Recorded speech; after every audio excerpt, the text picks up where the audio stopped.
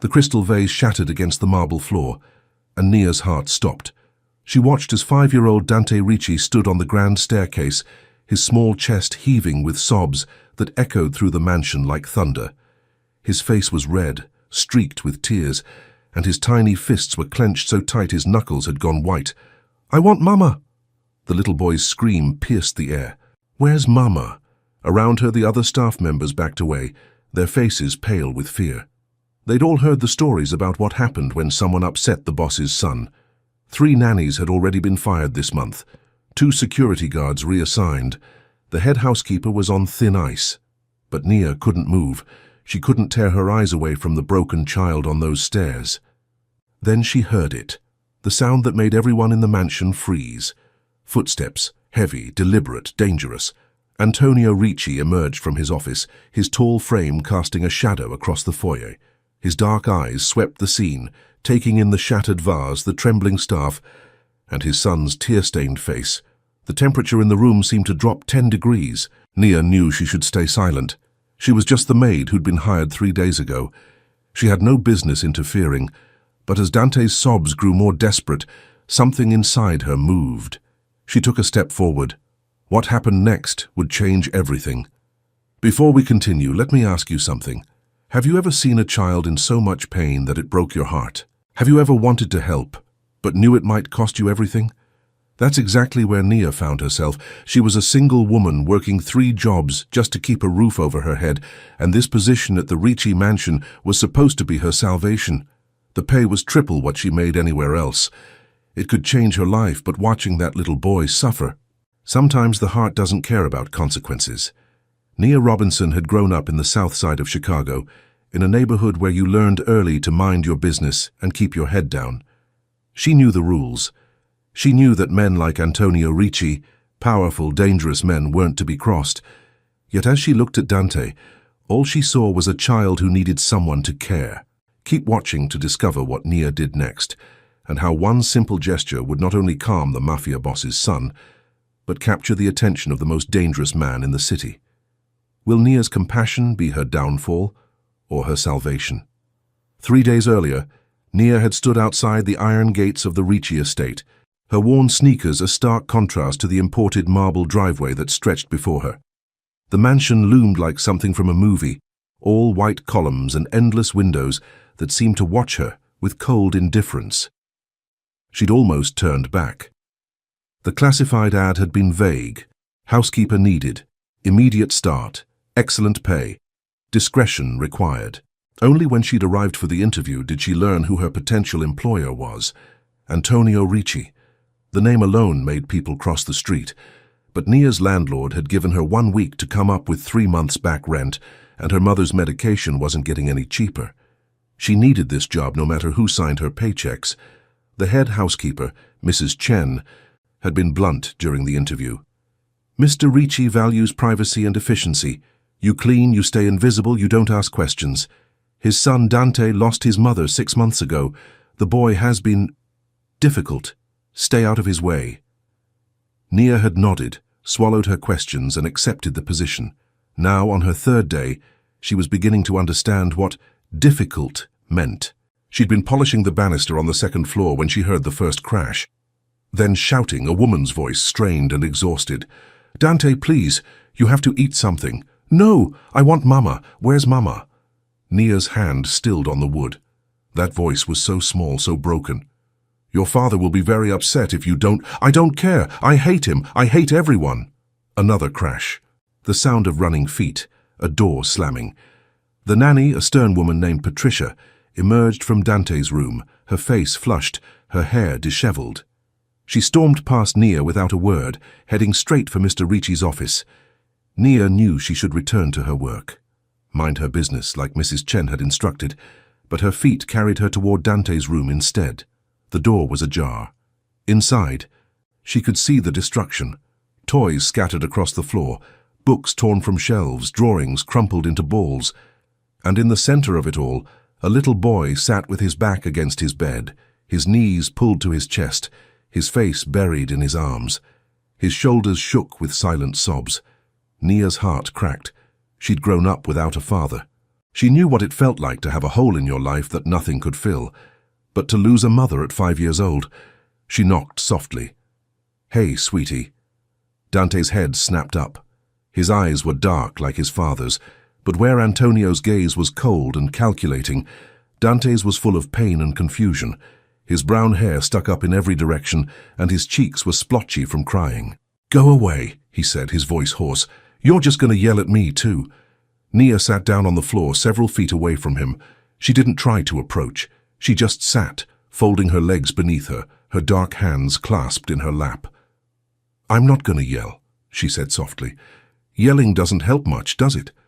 Dante stared at her suspiciously. "Who are you?" "My name's Nia. I'm new here. I clean the house." "You're gonna get in trouble. Papa doesn't like when people come in my room." "Maybe," Nia admitted.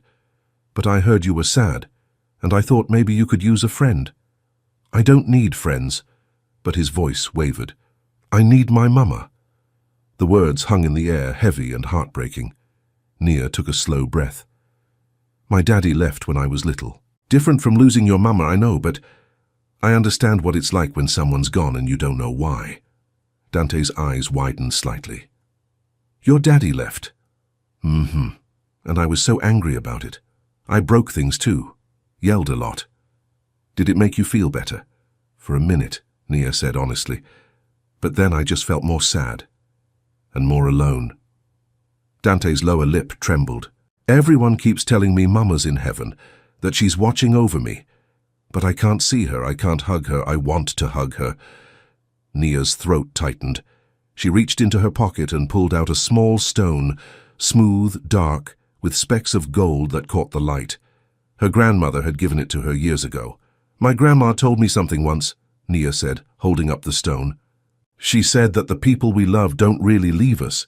They become part of who we are. See these gold flecks? She said they're like memories. They shine when you remember the good times." Dante scooted a little closer, his eyes fixed on the stone. "Really? Really? And you know what else? I bet your mama would want you to be happy, to laugh and play and make new memories. That doesn't mean you forget her. It means you keep her alive in here." She touched her chest over her heart. For a long moment, Dante just stared at her. Then, slowly, he unfolded himself and crawled across the floor. He stopped right in front of her, his small body still trembling slightly. "Can I hold it?" he whispered. "The stone?" Nia placed it gently in his palm. "You can keep it, if you want." Dante's fingers closed around the stone, and a single tear rolled down his cheek. Then, without warning, he lunged forward and wrapped his arms around Nia's neck. She froze for a heartbeat, then carefully, gently, she hugged him back. "It's okay, baby," she whispered, rocking him slightly. "It's okay to be sad. It's okay to miss her." Dante cried into her shoulder, deep, wrenching sobs that seemed to come from the very core of him. And Nia held him, this little boy who had lost everything, and let him break in her arms. She didn't hear the door open wider. She didn't see Antonio Ricci standing in the doorway, his hand still on the doorknob, his entire body rigid with shock. She didn't notice how his dark eyes fixed on the scene before him. His son, who hadn't let anyone touch him in weeks, clinging to a woman he'd just met. A woman with deep brown skin and natural curls pulled back in a simple ponytail. A woman whose gentle voice was doing what a dozen nannies, therapists, and specialists couldn't. She was calming his son. Antonio's jaw clenched. His hand tightened on the doorknob until his knuckles went white. This woman, this maid, had just broken every protocol in his house. She'd entered his son's room without permission. She'd interacted with Dante against explicit orders. She'd crossed a line that had gotten others fired on the spot. But as he watched Dante's sobs slowly quiet, as he saw his son's small fingers clutch the back of Nia's uniform, Antonio felt something he hadn't felt in months. Hope, and something else. Something dangerous. He should fire her immediately. Instead, he cleared his throat. Can you imagine that moment? The most powerful, feared man in the city, standing in a doorway, watching a stranger comfort his son in a way no one else had been able to. Antonio Ricci had built an empire on control, on fear, on making sure everyone knew their place and stayed there. But in that moment, control was the last thing on his mind. Nia Robinson had just done the impossible. She'd reached his son. She'd broken through walls that had been built brick by brick over 6 months of grief and pain. And now Antonio faced a choice. Follow his rules, fire her, and watch his son retreat back into his shell, or break his own protocols and let this woman stay. What would you do? If you were a man who trusted no one, who lived in a world where weakness meant death, would you risk letting someone in? The answer should have been simple. But as Antonio stood there, watching the gentle way Nia stroked his son's hair, the protective way she held him, something in his chest shifted. Something he'd thought died 6 months ago, buried alongside his wife. Keep watching to see what Antonio decided, and why that decision would change 3 lives forever. Nia's head snapped up at the sound of the cleared throat. Her arms instinctively tightened around Dante as her eyes met Antonio Ricci's. He stood in the doorway like a dark prince from a nightmare, all 6'3" of him radiating barely contained power. His black suit was immaculate, his jaw sharp enough to cut glass, his eyes the color of espresso and just as bitter. "Mr. Ricci," Nia breathed, her heart hammering. "I'm sorry, Papa?" Dante lifted his head from Nia's shoulder, his face still wet with tears. "Don't be mad at her, please." Antonio's gaze flickered to his son, and for just a moment Nia saw something crack in that impenetrable facade. Pain, longing, love so fierce it was almost violent. "Dante," Antonio said, his voice softer than Nia expected. "Go wash your face. I need to speak with Miss Robinson," Nia supplied, carefully releasing Dante. "Nia Robinson." Dante clutched the stone in his hand and looked between them anxiously. "You won't fire her, will you, Papa? She was nice to me. She understood." Antonio's jaw tightened. "Go. Filio now." The little boy hesitated, then scrambled to his feet and ran to the bathroom, casting one last worried glance over his shoulder. The door clicked shut behind him, and suddenly the room felt very small. Nia rose to her feet, smoothing her uniform with trembling hands. "Mr. Ricci, I know I overstepped. Mrs. Chen told me not to interact with your son, but I heard him crying and You just decided my rules didn't apply to you." His voice was quiet, deadly. "No, sir. I couldn't walk away from a hurting child." Antonio moved into the room with the lethal grace of a predator. He stopped 3 feet from her, and Nia had to tilt her head back to meet his eyes. This close, she could smell his cologne, something dark and expensive, cedar and leather. "Do you know what happens to people who disobey me, Miss Robinson?" Her mouth went dry. "I can imagine." "Can you?" He circled her slowly, and she felt like prey being assessed. "In my world, disobedience means disloyalty, and disloyalty means—" He let the sentence hang, unfinished, terrifying. Nia lifted her chin, even as fear coursed through her veins. "I'm not disloyal, Mr. Ricci, I'm just human. That little boy was suffering and I have a heart. I'm sorry if that's inconvenient for you." The words were out before she could stop them. Bold, reckless, possibly the last words she'd speak as an employed person. Antonio stopped directly in front of her. His eyes searched her face, lingering on her full lips, the curve of her cheekbones, the natural coils of her hair that had escaped her ponytail during her embrace with Dante. "You're afraid of me," he observed. "Yes, but you spoke anyway." "Yes. Why?" Nia took a shaky breath. "Because being afraid doesn't change what's right. Your son needed comfort and I gave it to him.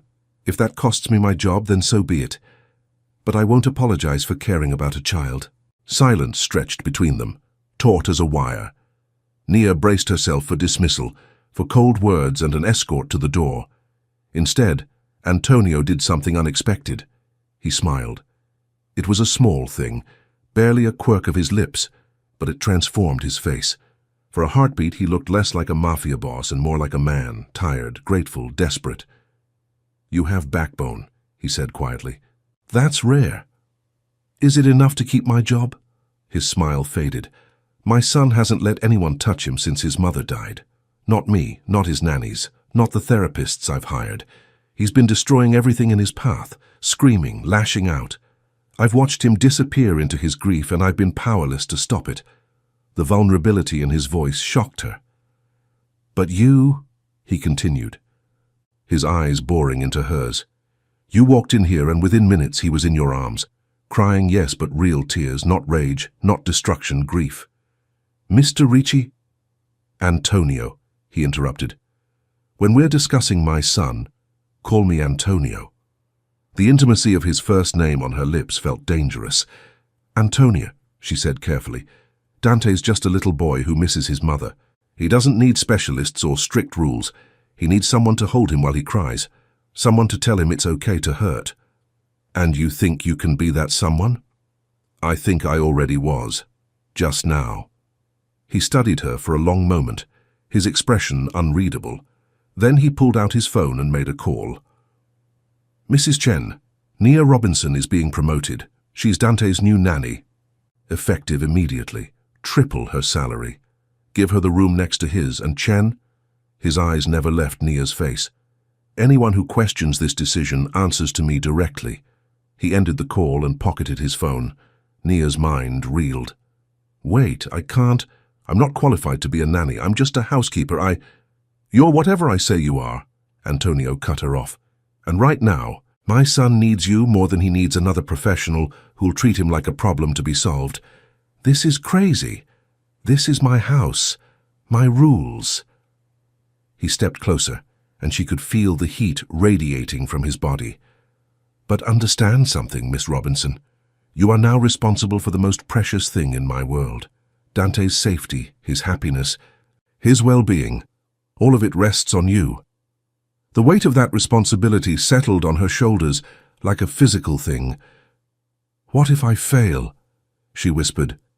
"You won't." "How can you be so sure?" Antonio reached out slowly, giving her time to pull away. When she didn't, he tucked a loose curl behind her ear. His fingers were warm against her skin, and the touch sent electricity down her spine. "Because I saw the way you held him," he said softly. "Like he mattered. Like his pain mattered. That's not something that can be taught or faked." His hand lingered for a heartbeat too long before he pulled away and stepped back, his professional mask sliding back into place. "There are rules," he said, his voice returning to its usual cold authority. "You live in this house now. You're on call 24 hours a day. You don't leave the estate without my permission. You don't discuss our family with anyone outside these walls. And you never, ever put Dante in danger." "I understand. Do you? Because in my world, Miss Robinson, danger is everywhere. I have enemies who would love nothing more than to hurt my son, which means anyone close to him becomes a target." The implication was clear. By accepting this position, she was putting herself in the crosshairs. "I understand," she repeated, more firmly this time. Antonio nodded slowly. "Good. Mrs. Chen will show you to your new room. You start tomorrow morning. Dante's breakfast is at 7. He turned to leave, then paused at the door. "Miss Robinson, thank you for seeing my son when everyone else saw only a problem." Then he was gone, leaving Nia alone in the destroyed room, her heart racing, her life irrevocably changed. She touched her ear where his fingers had been and wondered what she'd just gotten herself into. "Let me pause here and ask you something. Have you ever made a decision that scared you but felt absolutely right? A choice that you knew would change everything, but you couldn't walk away from?" That's where Nia found herself. She'd gone from being invisible, just another face in Antonio Ricci's household, to being responsible for his greatest treasure, his son, his whole world. And the way Antonio had touched her face, so gentle, so unexpected, that single moment had revealed something neither of them could ignore. Attraction. Dangerous, impossible, completely inappropriate attraction. Because Nia wasn't stupid. She knew what that look in his eyes meant when he'd stepped close to her. She'd felt the electricity when his fingers brushed her skin, but Antonio Ricci wasn't just her employer. He was a Mafia boss, a man who lived in a world of violence and secrets, a man who'd just made her responsible for the one person he loved most in the world. Getting involved with him would be the worst mistake of her life. So why couldn't she stop thinking about the way he'd smiled at her, the way his voice had softened when he thanked her, keep watching to discover how Nia's first day as Dante's nanny unfolds, and why the danger Antonio warned her about would arrive much sooner than anyone expected. Nia's new room was 3 times the size of her old apartment. Floor-to-ceiling windows overlooked the estate's gardens. The furniture was elegant but comfortable, and the attached bathroom had heated floors. It was luxury beyond anything she'd ever experienced. But that night, lying in sheets with a thread count higher than her old rent, Nia couldn't sleep. Every creak of the house made her jump. Every shadow seemed threatening. She kept thinking about Antonio's warning. In my world, danger is everywhere. What kind of life had she just signed up for? At 2:47 a.m. she heard it, a small, frightened cry from the room next door. Nia was out of bed in seconds, pulling on her robe as she rushed into the hallway. She didn't knock on Dante's door. She pushed it open and found him sitting up in bed, his small body shaking, his eyes wide with terror. "Nightmare?" she asked softly, approaching the bed. Dante nodded, tears streaming down his face. "Mama was calling me, but I couldn't find her. I kept running and running, but she kept getting farther away." Nia's heart broke. She sat on the edge of his bed and opened her arms. "Come here, baby." He launched himself into her embrace, and she held him close, rocking gently. "It's just a dream," she murmured. "You're safe. I've got you. Can you stay?" His voice was muffled against her shoulder. "Please, I don't want to be alone." Nia glanced at the door, half expecting Antonio to appear and tell her she was overstepping again. But the hallway remained empty. "Scoot over," she said. Dante's face lit up despite his tears. He made room, and Nia climbed under the covers beside him. He immediately curled into her side, his small hand clutching her robe. "Nia?" "Yes, sweetie. My mama used to sing to me when I had bad dreams. Do you know any songs?" Nia thought of her own mother, of the lullabies from her childhood. She began to hum softly, then sing, an old gospel tune her grandmother had taught her. Dante's breathing slowly evened out. His grip on her robe loosened. Within minutes, he was asleep. Nia stayed awake, watching him in the dim light from his nightlight. This little boy had lost so much, but maybe, just maybe, she could help him find his way back to joy. She didn't know when she fell asleep, but she woke to sunlight streaming through the windows and a feeling of being watched. Antonio stood in the doorway, still dressed in last night's clothes, looking like he hadn't slept at all. His eyes were fixed on the bed where she lay beside his son. Nia's breath caught. She started to move, to explain, but Antonio held up a hand. "Don't wake him," he said quietly. "He hasn't slept through the night in months." He walked closer, his footsteps silent on the plush carpet. When he reached the bed, he looked down at Dante with an expression so tender it made Nia's chest ache. "He had a nightmare," she whispered. "He asked me to stay. And you did. Is that... Are you angry?" Antonio's gaze shifted to her. "No, I'm grateful." He reached down and carefully brushed Dante's hair back from his forehead. The gesture was so gentle, so full of love, that Nia saw him in a completely new light. "He looks like his mother when he sleeps," Antonio murmured. "Same peaceful expression, like the world can't touch him." "What was she like?" The question slipped out before Nia could stop it. Antonio's jaw tightened. "Isabella was light. Where I'm darkness, she was light. She softened my edges, made me remember there was more to life than business and power." "How did she—" Nia trailed off, realizing she was prying. "Car accident." His voice went flat, emotionless. "Wrong place, wrong time. A rival family sent a message. She wasn't the target, but she's the one who paid the price." The agony beneath his controlled exterior was palpable. "I'm so sorry," Nia said softly. "I've spent 6 months trying to keep Dante safe, trying to hold him together while falling apart myself. I hired the best professionals money could buy. I moved us to this estate with security systems that would make the Pentagon jealous. I did everything right. But I forgot he doesn't need a fortress. He needs someone to hold him, someone to sing him lullabies and tell him it's okay to be sad. Antonio's dark eyes met hers. He needs you. The intensity in his gaze made her pulse quicken. I need you, he added, his voice dropping. To help him, to bring him back from wherever he's gone. It was a perfectly reasonable statement, completely professional, so why did it feel like a confession? I'll do my best, Naya promised. Antonio nodded, starting to turn away, but then he paused. Nia? It was the first time he'd used her first name. The sound of it in his deep voice sent shivers down her spine. Yes? Thank you. For caring about him. For seeing past the tantrums and the destruction to the hurting child underneath. He's easy to care about. Is he the only one? The question hung in the air between them, loaded with meaning. Nia's breath caught. Was he asking what she thought he was asking? Before she could respond, Dante stirred, his eyes fluttering open. He saw his father standing there and tensed. Papa, are you mad? Antonio's expression immediately softened. He crouched beside the bed, bringing himself to eye level with his son. No, Figlio. I'm not mad. I'm glad Nia was here for you. Dante looked between them uncertainly. Really? Really? Antonio stood, his hand briefly touching the top of Dante's head. Get dressed. I've cleared my schedule for today.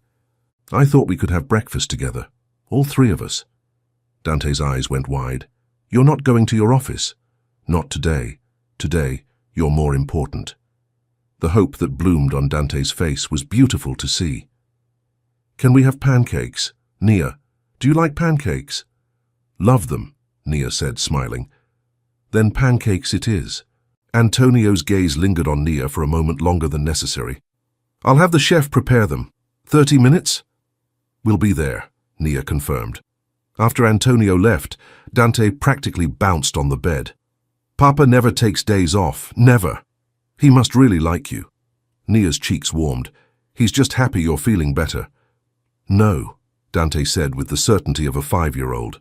He likes you, I can tell. He looks at you the same way he used to look at Mama, like you're special. Before Nia could respond to that alarming observation, Dante scrambled out of bed and ran to his closet. I'm going to wear my favorite shirt, the blue one Mama gave me. Nia sat frozen on the bed, Dante's words echoing in her head. He looks at you the way he used to look at Mama. No, that wasn't possible. Antonio Ricci was a powerful, dangerous man who just lost his wife 6 months ago. Whatever Dante thought he saw, it was just gratitude, relief that his son was improving. It couldn't be anything more. Could it? But as Nia prepared for breakfast, she couldn't shake the memory of Antonio's intense gaze, the gentle way he'd tucked her hair behind her ear. The question he'd asked, is he the only one? She was in dangerous territory. And the scariest part? She wasn't sure she wanted to leave. Can you feel it? That shift in the air, the way everything is changing between Nia and Antonio. They're dancing around something neither of them wants to name, something forbidden, something that could destroy them both. Because let's be real, falling for your employer is messy. Falling for a mafia boss? That's suicide, but sometimes the heart doesn't care about logic. Sometimes it doesn't matter that he's dangerous, that his world is violent, that getting close to him could cost her everything. Sometimes you meet someone who sees you, really sees you, and something inside clicks into place. That's what was happening. In the quiet moments, in the gentle touches, in the way Antonio watched Nia with his son, she wasn't just the nanny anymore. She was becoming part of their family. And Antonio. He was falling too. Maybe he didn't want to admit it. Maybe he was fighting it with everything he had. But denial can only last so long. The problem, love doesn't exist in a vacuum. And in Antonio's world, showing weakness meant painting a target on your back. His enemies were watching, waiting, looking for any vulnerability they could exploit. And Nia Robinson, with her kind heart and gentle hands, had just become Antonio Ricci's greatest weakness. Keep watching to discover how one peaceful morning would explode into chaos, and why Nia's compassion would put her directly in the line of fire. The breakfast was perfect, too perfect. Dante laughed at his father's stories, syrup on his chin, his earlier nightmares forgotten. Antonio smiled, genuinely smiled, as he watched his son attack a mountain of pancakes, and Nia sat between them, feeling like she'd stepped into someone else's life. A life where she belonged at this table, in this mansion, with these people. It was a dangerous fantasy. "Nia, watch this." Dante demonstrated his ability to flip a small piece of pancake into the air and catch it in his mouth. He missed, and it landed on his nose, making him giggle. "Very impressive," Nia said, laughing. "But maybe eat the normal way before your papa thinks I'm teaching you bad manners." "I don't mind," Antonio said, his eyes warm. "It's good to hear him laugh." His phone buzzed on the table. He glanced at it and his entire demeanor changed. The warmth drained from his face, replaced by cold fury. "Excuse me," he said tightly, standing. "I need to take this." He walked to the far end of the room, speaking in rapid Italian. Nia couldn't understand the words, but she recognized the tone. Danger. Dante noticed too. His smile faded, and he pushed his pancakes around his plate. "Papa's mad," he said quietly. "Not at you, sweetie. He's always mad at someone." Before Nia could respond, Antonio returned to the table. He looked at her, and there was something in his eyes that made her stomach drop. "Marco will drive you and Dante to the park this afternoon," he said. "There's a playground he used to love. I think it would be good for him to get out of the house." "What about you?" Dante asked. "I have work, Figlio, but I'll be home for dinner. We can watch a movie together." It should have been reassuring, but something felt wrong. Antonio's jaw was too tight, his shoulders too tense. "Is everything okay?" Nia asked. His eyes met hers, and for a moment, she saw the truth. Everything was very much not okay. "It's fine," he lied smoothly. "Just business." But after breakfast, as Nia helped Dante get ready for the park, Mrs. Chen pulled her aside. "Be careful today," the older woman said quietly. "There's been chatter. About you and the boy, about how close you've gotten to Mr. Ricci." Ice flooded Nia's veins. "What kind of chatter?" "The dangerous kind. Just stay alert. Don't let Dante out of your sight. And trust Marco, he's one of Mr. Ricci's best men." The park should have been safe. It was broad daylight, families everywhere, children laughing on swings and slides. Marco stayed close, his bulk reassuring, his eyes constantly scanning the area. Dante ran straight for the jungle gym, his earlier joy returning. Nia followed, watching as he climbed and played, his laughter pure and unguarded. For 30 minutes everything was perfect. Then Nia felt it, that prickle on the back of her neck that meant someone was watching. She turned slowly, scanning the park. There, a man in a dark jacket standing too still, his eyes fixed on Dante. "Marco," she said quietly. He'd already seen the man. His hand moved to his jacket, where Nia knew he kept a weapon. "Take Dante to the car," Marco ordered. "Now, don't run, don't panic, just walk calmly." Nia's heart hammered, but she forced herself to stay calm. "Dante, time to go, sweetie." "But we just got here," he protested. "I know, but I forgot something at home. We need to go back." Dante pouted but climbed down from the jungle gym. Nia took his hand, gripping it tightly, and started walking toward the parking lot. Behind her, she heard Marco speaking into his phone. "Code red, we have a tail. Bringing them back now." They were 10 feet from the car when everything went wrong. A black van screeched to a stop in front of them, blocking their path. The side door slid open and 2 men jumped out. Marco moved like lightning, putting himself between the men and Nia. "Run!" he shouted. But Nia couldn't run. She stood frozen, her mind racing, her arms wrapped around Dante, who had started to scream. One of the men raised a gun. Time slowed down. Nia saw the weapon, saw Marco reaching for his own gun, saw families in the park turning to look, heard Dante's terrified cries.